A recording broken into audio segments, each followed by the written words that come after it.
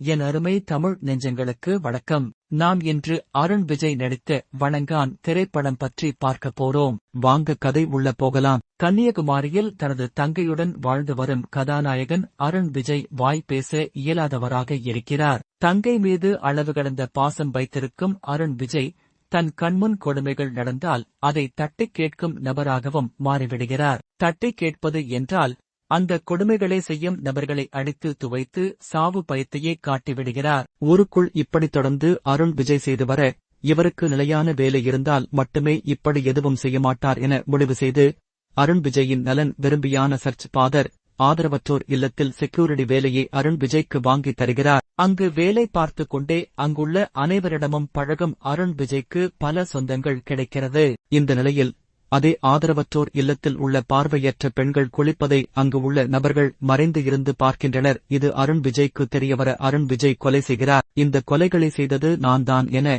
தானே முன் வந்து போலீசிடம் சரண்டுகிறார். போலீஸ் எவ்வளவு கேட்டாலும் கொலைக்கான காரணத்தையும் சொல்லாமல் மூடி மறைக்கிறார் அருண் விஜய். இவர் எதற்காக இந்த கொலையை செய்தார்?